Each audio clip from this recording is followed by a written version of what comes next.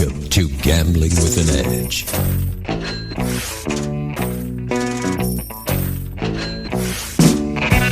And now, here are Bob and Richard. Good afternoon. Welcome to Gambling with an Edge. I'm Bob Dancer. And I'm Richard Munchkin. Our guest today is Dr. Alan Schoonmaker, a psychologist who has written extensively on the psychology of poker. Dr. Schoonmaker, welcome to Gambling with an Edge. Glad to be here.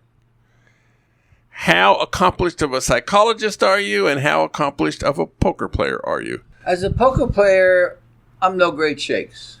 I play almost exclusively limit poker, and I play, generally speaking, small stakes. I do it for two reasons. One, I'm very comfortable there, and two, there's a lot more variance in poker players at small levels. The higher you go, the more similar people become. And how accomplished of a psychologist are you? Well, I can honestly say I have published more about the psychology of poker than any psychologist in the world. So you have 32 books, is that correct? I have 32 books, but that includes about 16 translations and a whole bunch of books on other subjects like selling and negotiating and college life and career strategy.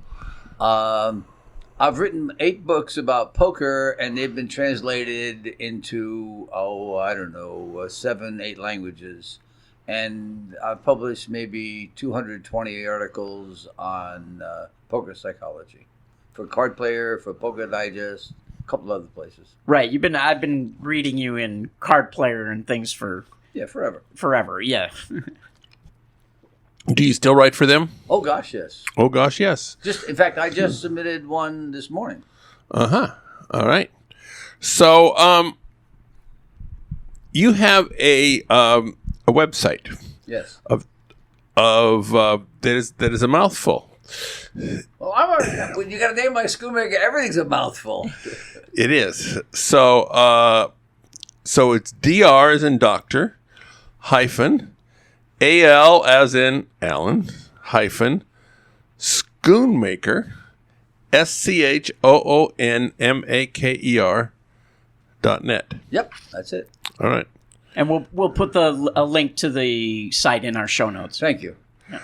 All right. So one of the things that is really noticeable on the website is you're coming out with a second edition of a book on negotiating called Negotiate to Win, Gaining the Psychological Edge. And if our listeners go to your website and fill in a form with their name and email address, you will send them a free Kindle copy of that book so long as they do it before when? Well, if you guys are in the publishing business, you know that everything is late, all right? And I had expected the book to be out by now. It's hung up in editing. You always find something wrong. And so I'm hoping to get it out in early May, but you know better than guarantee anything in the publishing game. So when it actually is physically published, then the free offer is out. That's correct. All right. So what is the advantage to you to giving away free copies? Well, I'm trying to reestablish myself in the training business. I gave up the training business after traveling all over the world for years because it was killing me. Literally, training business is very difficult for anybody, and it's especially difficult for diabetics. We're supposed to live a regular life, and you can't do that when you're traveling across time zones. Now there's an immense market for online training, and the book is going to be a foundation of that training. So I don't mind giving it away, getting some action on it, getting some reviews of it. Okay. Well, and if it's good, you get word of mouth. You get Right. positive word of mouth. So, That's correct. Yeah, makes sense to me. Yeah. Now also on the website, there is a link to videos, and you're giving the first one away for free. And after that, if they like it, they're welcome to Rent some more. rent some more. Now, this video it's on negotiation. Yep. It looks like it was published a couple decades ago. Yep. But on negotiation, I suspect most of the principles haven't changed in the last couple decades. They haven't changed since people were trading horses in Damascus pre-Christian era. So how does negotiation relate to poker? How do you integrate those two things? Well, the critical factor is that both poker and negotiations are information management games. And in all information management games, the trick is to learn as much as you can about the other guy and give away as much or the right kind of information about yourself. That's true. What we do in poker. As my friend David Sklansky put it, without deception, the whole game of poker falls apart. If we play with our cards face up, we wouldn't have a game. You couldn't bluff anybody out. You couldn't get a value bet. That's all. So what poker and negotiation are about is managing the flow of information. And that's what I do. Okay. So can you give an example of that? How you would apply that in a poker hand? Oh, sure. The most obvious example of misinformation is the bluff. You bet, and what you're saying is, I can beat you. And if you call me, well, I can't beat you. As a matter of fact, I've got bupkis. I had a flush draw and I didn't get there. The opposite example is the limping with aces or flopping a set of fours and waiting for the turn to make a move, or maybe even waiting for the river, depending on the board. In both cases, you're trying to deceive the other person about the strength of your hand. And you're trying to deceive them about your intentions, your plans. One of your books is called Business is a Poker Game. What's that all about? Well, that's why it was my labor of love. I used to be a business professor at Carnegie Mellon University Grad School, and I have always been interested in the similarities between poker and business. And it starts with the most basic, most important of all decisions in the game of poker and in the game of business, which is game selection. If you select the right game, you will win. If you select the wrong game, you will lose. Now, that doesn't mean tonight or this week, but it does mean over a long term. For example, I'm an okay player, not a great one, okay. If I play with people who are weaker than me, I will win. If I play with people who are stronger than me, I will lose. And the real problem is that people overwhelmingly misestimate their abilities. They think that they are better than they really are. And we found that in just about anything you can measure, any skill, poker, golf, tennis, lovemaking, dancing, singing, reading, selling, about 2/3 of the people say I'm above average, which of course is a statistical impossibility. And so what I do, I think quite well, is help people to be honest about themselves so that they can pick the right game. And that decision is identical in poker and in business. Let's take an example. There are, in a town like Las Vegas, at least 1,000, probably several thousand struggling lawyers. They're just not good enough for this game. This is a very, very tough game for lawyers, as you can see, just driving down the road, because you see all the freeway billboards. All right? And what they're trying to do is win in this town, which is a very, very tough market. Exactly the same people, if they move to a small town, could do very, very well. You see this even more dramatically in the medical business. If you're a doc and you want to go to rural Nebraska, they'll give you a house and a car and a magnificent lifestyle because they need docs. They don't need docks in Omaha. We don't need docks in Las Vegas. Same sort of thing is, let's say you're trying to sell something. If I'm trying to sell in a place where there's 14 guys selling pretty much the same product I have, I'm not going to make it. If I'm selling in a place where I'm the only guy in town, I'm going to do very, very well. So how do you choose the right game in poker? First and most important, you don't lie to yourself about how good you are or what style you play. If you play at a certain level of skill, but the wrong style, you're still in the wrong games in many cases. Let's give an example. A rock, that's an extremely tight player, can win in a full game because he waits and he waits and he waits. A maniac, a guy who's extremely loose aggressive, will lose in that game because he's playing too many hands. And so when he's against the rock has better cards than he does. So he's going to lose. Change things around, make it a four-handed game, and now the rock is at an extreme disadvantage because he can't afford to wait. The blinds will kill him. While the maniac is running over him because the maniac knows how to play inferior cards, and the rock doesn't. All right?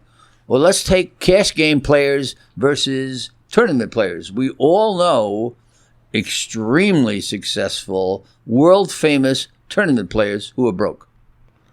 Right? Am I correct? Yes. Yes. Oh, yeah. Okay. Absolutely. I mean, every once in a while we hear that. I'm not going to mention any names because I don't want anybody getting unhappy. But we hear that so and so is busted in debt, etc. And he's usually in debt because he played games he couldn't beat. He was terrific at tournaments, but he played cash games, or he played worse than that. He played craps, or he played or roulette. Or sports betting, or whatever. Come on, you guys know this better than I do. Yeah, no, this is something that always fascinated me because I came from a background of professional blackjack, where there is a definite right and wrong play, and you know it. It's not like poker where it's subjective. You know the right play, and you mathematically can look at exactly the edge. And blackjack players, the professionals, the ones I knew, none of them would dream of going to play craps. I mean, they just wouldn't do it because they know that it's a negative expectation game, and they just wouldn't do it. But poker players seem to have leaks like crazy. Terrible. And craps, sports betting, whatever it is. And the reason is they think that the rules apply to you, but they don't apply to me. In fact, the very first article I wrote for Card Player magazine, 18, 17 years ago, was called Arrogance, the Biggest Bankroll Buster. And they did exactly what you're saying, which is they thought, because I'm so good at this poker game, I can beat Pai Gow, or I can beat craps, or I can be a sports bettor because I'm so smart. I almost said a naughty word, folks, but I didn't. Yeah, when I interviewed Chip Reese for my book, he said that part of it was that the money came so easily that he just felt like, well, even if I lost, I could just make more of it tomorrow. Just by chance. We were all yesterday at the after party to the blackjack ball. That's where we met. And one of the fellas I drove over there was admitting that one day he got him into an enormous poker game because he was on a hot streak. And he said, well, if I lose, it's like losing house money. No, buddy, every dollar, once I put it in my pocket, it's mine. You gotta force it out of me. I'm not going to. It doesn't even have to be in my pocket. Once the chips are in front of me, right, it's they're mine. Yeah. And you're going to have to get them out of it. And that's one of the reasons that poker is such a fascinating game for psychologists, because you see people who know better making incredibly stupid moves. The most common of these, or pardon me, the most dramatic of them, is what we call tilt. I had aces. That idiot called me with 7-4 offsuit, and he flopped two pair, and he busted me. And where the hell does he get the nerve to do that to me? I'm going to get him. No, No, you're not going to get him. If the way you're playing right now, he's going to get you again. Right? Yeah. Now, you indicated the most important thing is to choose the right game. And so, like, if you're considering playing me, what you talked about so far was to correctly evaluate your game. But equally important, presumably, is for you to correctly evaluate my game. And to know whether you're better than me or not, you have to know both sides of the equation. Is knowing yourself more important than knowing how good the other one is? Absolutely. And why is that? Because I'm only going to play against you once in a while. I might never play another hand against you. And I got to tell you, I wrote a book called Your Worst Poker Enemy. And Your Worst Poker Enemy begins with a quotation from Stu Unger, who we all know. And Stu said, at the table, your worst enemy is yourself. And what happens is that people make mistakes because every place I go, there I am. And if I'm a jerk here, I'm a jerk there, and I'm a jerk in the other places. And when I wrote Your Worst Poker Enemy, I had a kind of bipolar distribution of reviews. I publish on Amazon, and Amazon has these reviews. I got a whole bunch of them. And I got some very, very positive ones. I've had some folks say it's the best poker book they've ever read. And I've had some extremely negative ones. Like, I gave this 1 star only because I can't give it no stars. You know? It's the worst book I've ever read. I threw it away. And the one I remember the best was a man wrote, he says, amazingly, Schoonmaker opines that we should spend more time studying ourselves and our mistakes than we do studying other people's. And the answer is obviously, of course you should. Because unless you're playing in the same home game every night with the same 6 or 8 people, you're going to be playing against dozens or hundreds, particularly in places like Las Vegas, of players. Which means I may play 1% or 3% of my hands against you and 2% of my hands against you, but I play in my weaknesses affect every single hand I ever play. And so the important person for us to understand is ourselves. Okay, I'll concede that point. But to know whether you are better than me or better than Richard, you also have to accurately evaluate us. Oh, absolutely. Oh, sure. So that's an important skill, right? To sit down in a game and be able to say, you know what, this game is too tough. Mm-hmm. And if you want to tell yourself, you know, well, I could win, but there's no question that the win rate is going to be better over there. Mm-hmm. You know what I mean? Oh, yeah. So, it seems to me that's an essential skill for a poker player, or as you say, you're just going to go broke. Well, and it goes further than that. If you play in the large card rooms here in town or in the even larger ones in Los Angeles, you have a tremendous choice of games.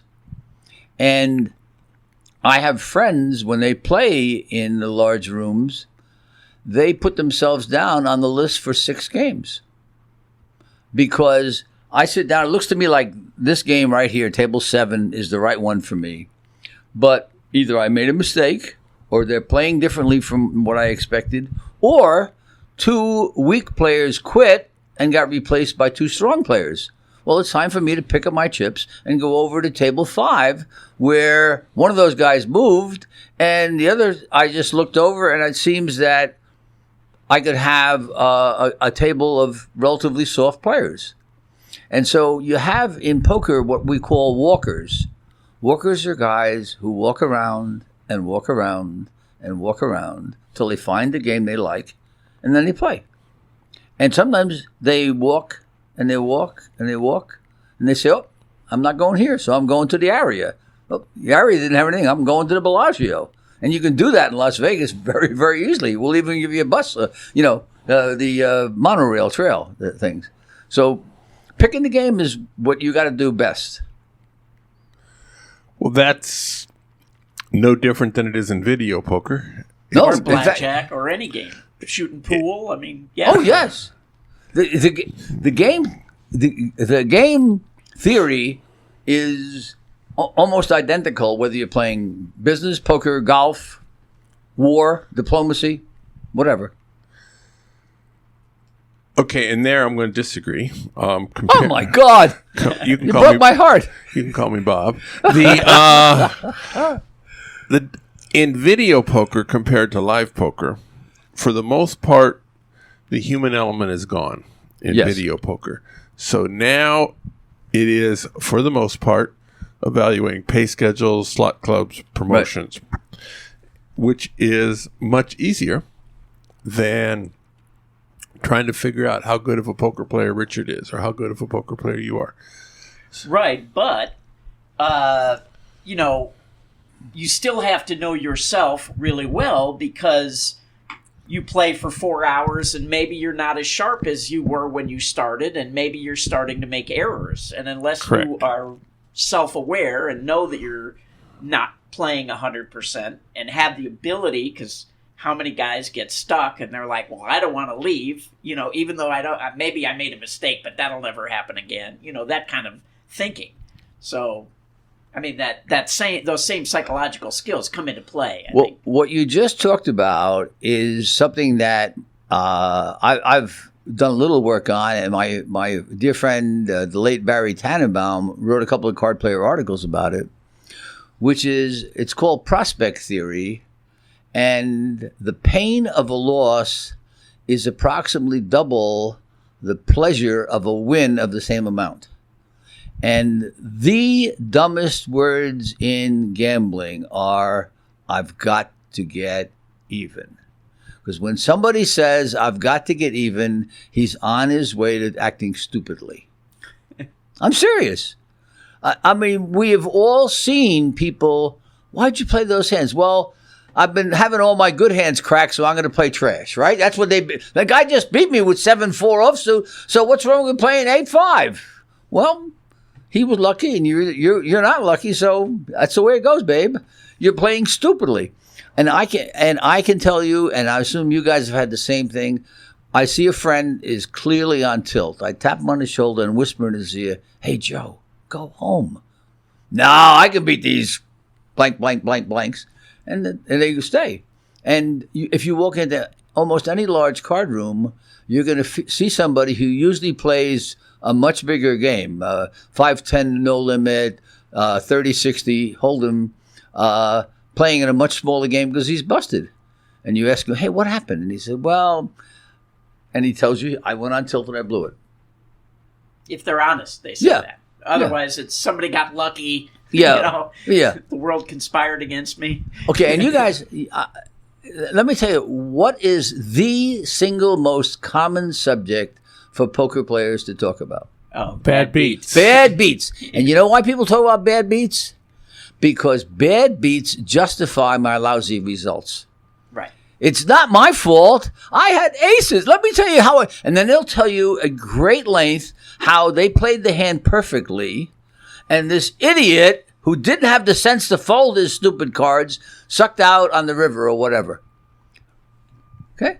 It's a justification for my results. And that's what I work on. There are 10,000 people who can tell the folks out there how to play cards better than I can tell them. But what I tell them is why you don't play as well as you know how to play. That's what I do. Do you consult players in that regard? Sure. Another difference in video poker. Which, he didn't see the patient look in his face like, would you guys have stopped babbling? I'll straighten you out. That's not where I'm coming from.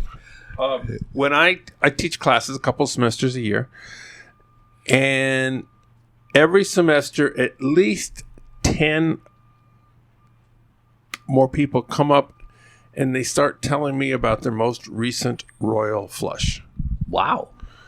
And it's like, this is a high point. Now, royal flushes happen in video poker, 45,000 hands, depending on the game. So, not every day, but not all that rare. But these people remember, some don't play very much, but they remember the royal flush. Like, somehow this makes them part of the fraternity because they've had this big win. often I ask them, well, what game were you playing? And they always start out, well, it isn't a game that you'd be caught dead playing. And I'm going, well, then it sounds like it was a mistake for you to be playing too. Well, no, I got a royal flush. It's hard to convince them that that playing with a negative expectation is not a good way to go. It is. They got a royal flush that day, so that means it was right. Well, let me go a little further than that. Freakonomics, which is a terrific book, sold 8 zillion copies. As did the sequel. And the sequel. Yes. Both of them were wonderful. Pointed out that the great majority of people who become compulsive gamblers had a high the very first time they played. And they've been trying to get that high ever since. They're trying to get that feeling, that wonder. Boy, when I saw that King of Spades come up and I had that royal flush, it was better than sex. It was better than alcohol. It was better than cocaine. It was just wonderful. Well, sir, if we add up the money you put in, you ain't doing too well. All right? And that's the thing. That's what differentiates people like yourself, people like me, from the typical player in Las Vegas. We are always out to get an edge. We always want a positive expectation. If I haven't got a positive expectation, I ain't going to play. Right. I haven't got an expectation with these cards and these players at this table, in this seat, at this time. Have a nice day, folks. I'm out of here. It's interesting. Now I'm 71 years old. It's interesting how my attitude of whether or not a royal flush is better than sex has changed over the years. We are going to take some brief commercials. We're talking to Alan Schoonmaker, and I left a letter out of his name, Schoonmaker, and we'll be back shortly. The South Point has more than 10,000 games, returning more than 99%. This is more than anybody else has. In April, the promotion Monday through Thursday was to earn free buffets. Monday, April 30th is the last day to earn the buffets, and Thursday, May 3rd is the last day to redeem them. Any unredeemed buffets at that time simply expire unused or uneaten, one of the two. Beginning Monday, April 30th through Thursday, May 24th, Monday through Thursday, earn 300 points and earn a spin at the kiosk. The prizes include 2,500 or 5,000 points worth $7.50 or $15 respectively, a free buffet, $10 food, $25 resort credit, or $15, $25, or $50 in free play. Monday is senior day. For those 50 years of age and older, you get half-price meals using points, half-price movies, and a free slot tournament. At videopoker.com, it's the best place to play lots of games. If you sign up for the gold membership, $8.95 a month or $79.95 a year, this allows you to get correction on most of the games. The game of the week is Magic Deal Poker. This is a 10 coin per line game where periodically, after the deal and before the draw, you receive 1, 2, or very rarely 3 Magic Deal cards. These Magic Deal cards convert into the highest paying card after the deal. This is somewhat similar in concept to Dream Card, except in a Dream Card there's at most 1, and you pick the best card before the draw, not after. If you don't get a Magic card, your play on this game is exactly the same as in the regular version of the game, only you're paying twice as much as you normally would for that hand. If you do get 1 or more Magic cards, your play is sometimes intuitively obvious, sometimes not so much. All right. We're talking to Alan Schoonmaker. Who was Herbert Simon? Herb Simon was the first non-economist to win the Nobel Prize in economics. And I had the privilege of working with Herb. I was junior faculty. He was God. I wasn't his friend because Herb didn't befriend the junior faculty, but I did. We ate lunch. We had 2 tables set aside for the business school faculty at lunch. And I must have had lunch with him, 100 times or more. And I had countless discussions and was on a committee with him. And Herb was one of the founders of what's today called behavioral economics. And behavioral economics challenged the notion that economists had had for centuries that people are unemotional, rational decision makers who unemotionally evaluate all of their alternatives and pick the one with the maximum utility. And Herb said, no, they don't. And he came up with a term called satisfice, which said that people wait until they have a satisfactory alternative and they settle. And he said, the example he gave was, instead of trying to get the sharpest needle in a haystack, they get one that's sharp enough to sew with. And he had relatively newly switched to writing this stuff, and he was, how shall I say, vilified is too weak a word. The economists would have burned him at the stake if they could have, because he was heresy. I mean, everybody knows that people maximize their utility. They know it just as well as they know that the sun revolves around the earth. I mean, everybody knows it. And it was really that kind of thing. If you said you worked in Herb's area, which everybody did because we were multidisciplinary, we were concerned about decision making, you got a lot of crap wherever you went. I'm very serious. And Herb was an amazing man. His PhD was in political science. He won the Nobel Prize in economics.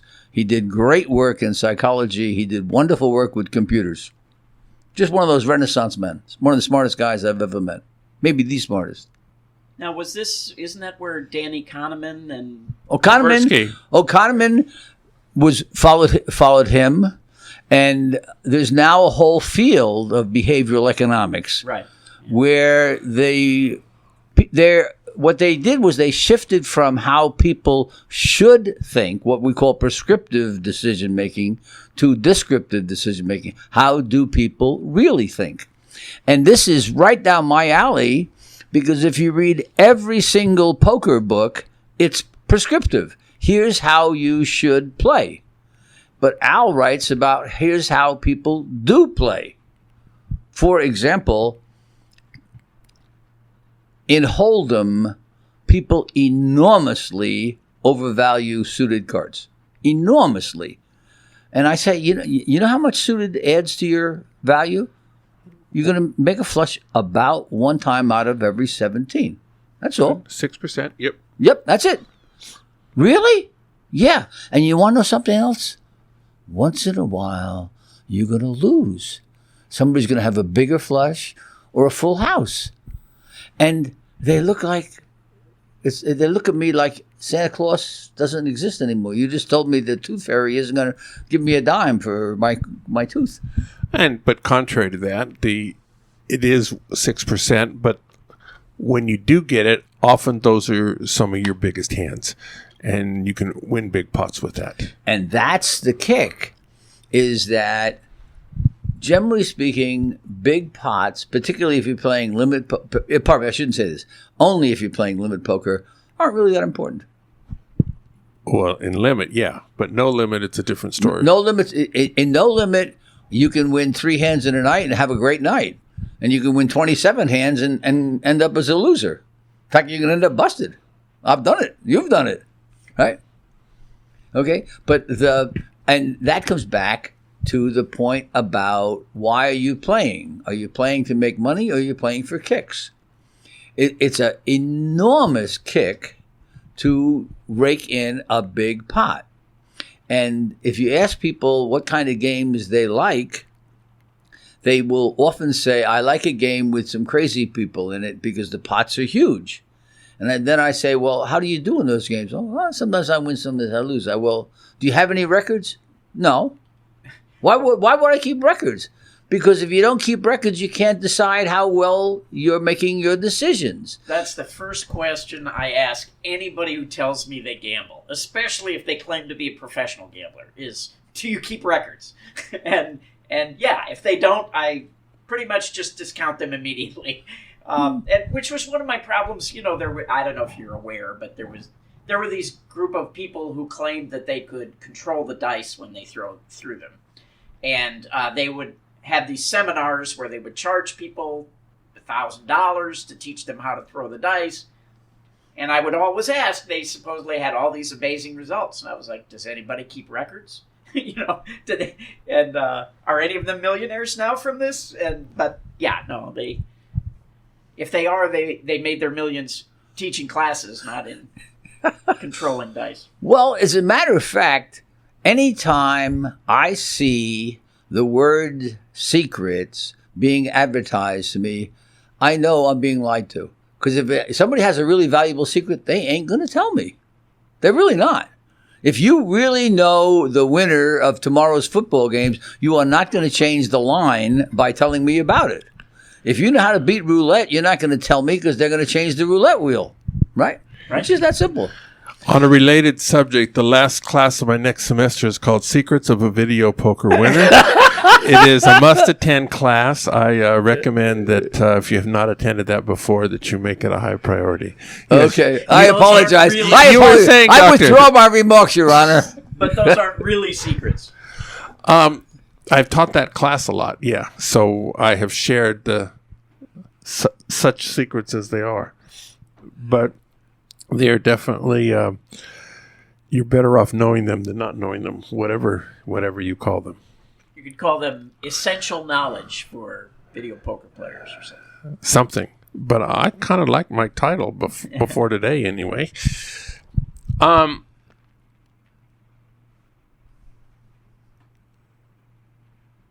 were talking about Herbert Simon, Kahneman, and Tversky. One of the gentleman I enjoy reading most today, who I believe is in that same field, is Dan Ariely. I would love if he ever addressed poker. I have had his books recommended to me, and I actually put a hold on one of them, and it hasn't arrived yet, but I can't remember who recommended it very forcefully. Ariely is a highly respected guy by some people I know, but yes. I don't know his work, so I can't really comment. Good. Let me. He also does a weekly column for the Wall Street Journal. So okay. Yeah. What does the Wall Street Journal know about money? Right. And you could actually go on TED Talks. On TED Talks, he has 4 or 5 talks, and one actually interesting point is whether somebody was believable had to do with whether or not they had a Carnegie Mellon sweatshirt on. You might enjoy that conversation.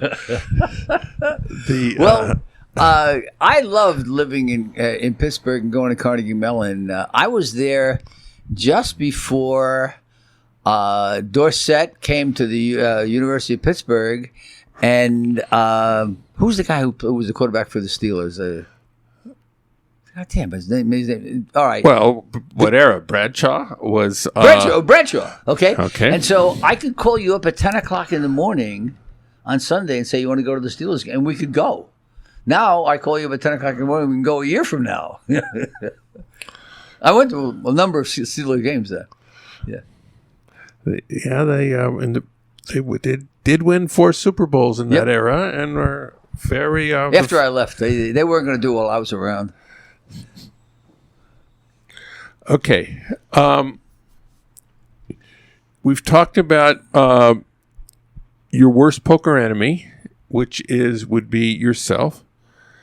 You have another book called Poker Winners Are Different. What is that all about? That and Business is a Poker Game were originally one book, and I sent Kensington, who published Poker Winners Are Different, and I said, here, you can have this in the poker version, or you can have it in the business version. The business version would take a characteristic of a good poker player and then say how it applied in business. And they said, Al, we're not in the business world. We're going for poker. So it's essentially, what are the qualities that make a person successful in poker and in business.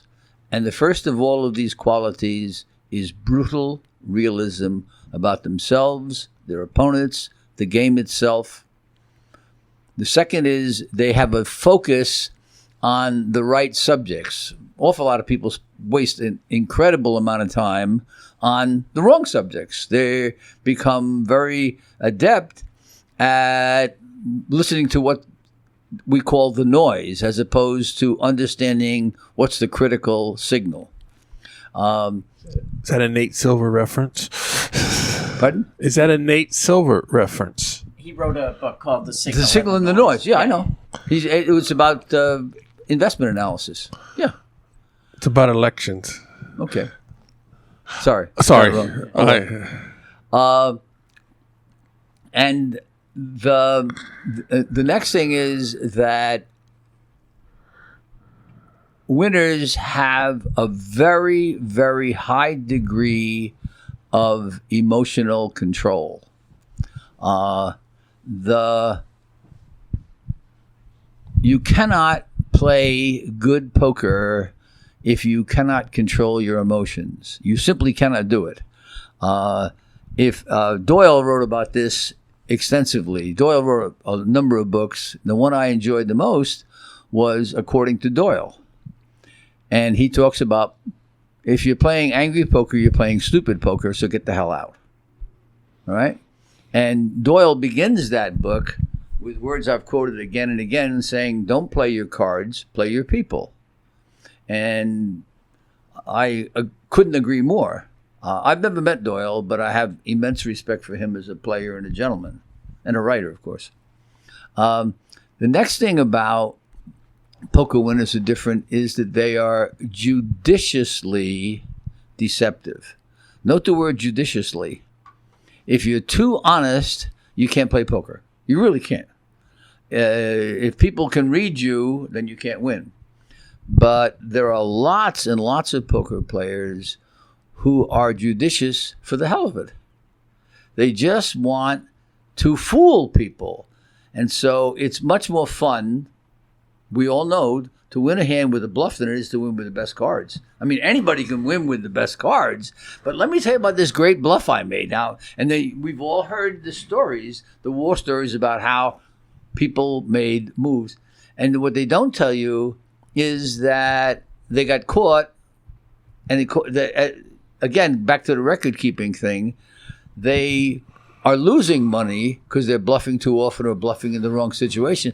But the kick of winning through bluffing is enormous. And that brings us back to why the underlying issue is both cognitive and emotional, which is that they're more motivated and more controlled than the typical person.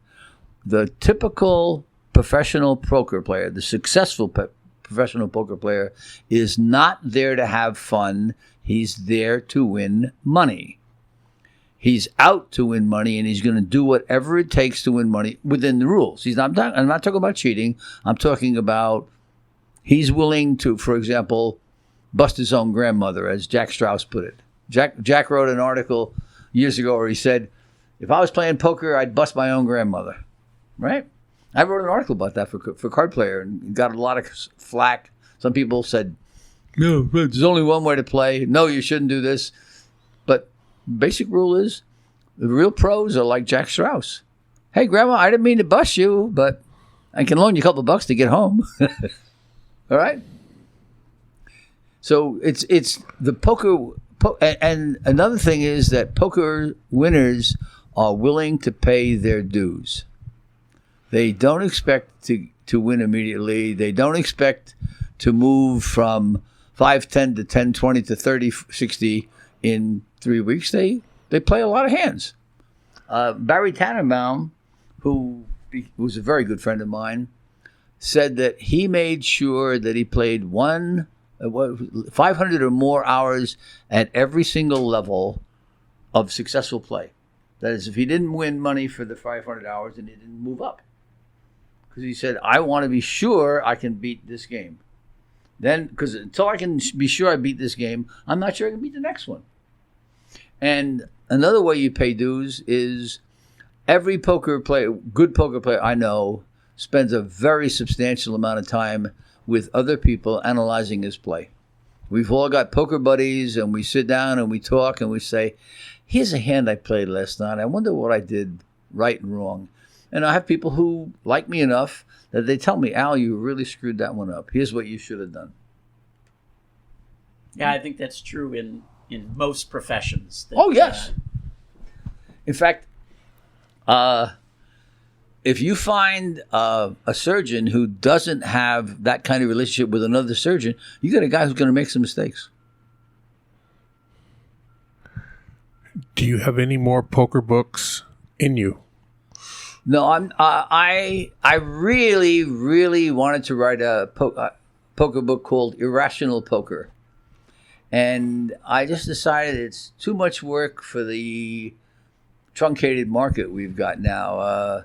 Nobody, I shouldn't say nobody, but almost nobody is making any money selling poker books today. I talked to your colleague at the Huntington Press last night, and he's not working in poker anymore. He's going to sports betting. And I've published a bunch of poker books, and the last few, the return was certainly, it worked out to 6 cents a week or something like that, you know? Yeah. Oh, well, I make 11 cents an hour. Oh, my God. I'm so jealous. I'm better than you. Huh. Well, that'll teach me. I'm better than you there. All right. But now you've been publishing forever at Card Player. Now I've been publishing about the same length of time about video poker, and I find I repeat myself. Of course we do. That I have written everything I have wanted to write at least 3 times. Now, how do you avoid that in your writing? The nice thing about being a psychologist is that every place I go, there's subject matter.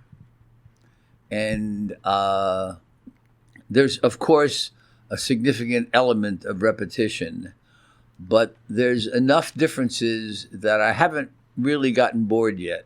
It's still fun to write. Right now, I've my last 6 or 7 articles have been about the book of Daniel Kahneman, Thinking Fast and Slow. This is the Nobel Prize winner we were talking about before. Because he's done some work that has nothing to do with poker. I think the word poker appears twice in his book, but it's all about how people make decisions. And I have a bunch of friends, a lawyer named Preston Oda, a distinguished psychologist named Arthur Reber, a computer guy named Brad Klein, another computer guy named Nick Christensen. And I write my articles and I send them to them, and then they come back and tell me I'm wrong. Okay? And we spend a lot of time back and forth working it out. And it's intellectually stimulating to have these good friends who are willing to tell me when they think I'm wrong. And right now we're talking about a classic subject in poker, intuition versus math. And I just submitted this morning's article about when can you trust your intuition. I have written a lot about whether intuition or logic is better, but this is a much more narrowly defined subject. When can you, Mr. Reader, Miss Reader, know that it's okay to make an intuitive decision as opposed to a mathematical decision? And I'm going to give you a staggering number. Many years ago, Paul Meehl, absolutely distinguished psychologist, wrote a book called Clinical versus Statistical Prediction. And it was for students applying to go to college. And you got 2 groups of data. You got highly mathematical data, SAT scores, grade point average, and the quality of the school. That's numbers. Then you had an essay. When we applied to college, they always asked you to write an essay, right? And then people had a 45-minute interview with a psychologist or an admissions counselor. The mathematical data were given to a clerk, and he made a prediction equation for their grade point average. Pardon me, they compared those scores to the scores of previous groups and what was the weight of them in terms of predicting grades as a freshman at college. They gave all of these data, including the equation, to a psychologist who had, in addition, a 4-page essay and a 45-minute interviewer. Which one predicted grades better? The interviewer. Nope. Really? The mathematical equation done by a clerk, somebody who just took things up a form, some entry-level person, beat the expert. When they published these results, the psychologists were furious. I'm sure. How can you say this? A clerk can beat me? Do you realize how many years I've been studying psychology? It gets better. Over the next 50 years, similar studies were done for grades, for the probability of a business to succeed, for the probability of sick people to recover, for the probability that a criminal would go back to jail, for various forms of medical diagnosis. There are approximately 200 studies, and in not one of them did the experts beat the clerks. Not one. They either broke even or the clerk won. It's even on, believe it or not, the quality of vintages for wines. That's why my mantra to my kids was math is where the money is. Well, I assume I wrote a book with David Sklansky. And it's called DUCY. And we start with exactly that point, which is we have a little anecdote. Whatever happened to Johnny the nerd? And he said, he's making zillions of bucks. All right? Because if you know how to do math logic, you know how to think properly. That's what we have a chapter called Math is Just Good Thinking. That's what it is. And by chance, my second wife, was in a medical residency program. She had diagnostic problems. And I said, look, honey, go back to when you were in high school and they talked about, you have a train leaving here and a train leaving there. She said, I did that in high school. I said, yeah, but you didn't learn the logic of it. It's the same logic, which is setting up the problem properly. Once you understand how the problem should be set up, the rest is easy. It's multiplication and division. All right? So the same logic applies again and again and again. So why do the clerks win? No judgment, just numbers. Joe, no. Okay. But shouldn't I, hey, Alan the Great, psychologist, etc., professor of this, professor of that, all those guys were quite qualified people. Why couldn't they add something to the numbers? Ego? Mm-hmm. Because what happened was they would make assumptions that were not consistent with the data. For example, I interview somebody and he's got a bad attitude. Or I think that he had good extracurricular activities. Or he worked nights or whatever. But these things aren't experientially related to success. And that's what they found is the cause for literally, Paul Meehl said it, the most consistent finding in all of the social sciences is there's never been a case that the clerks lost. Not one. And I got to tell you, my friends were outraged when I said them this. They said, you don't understand intuition. That.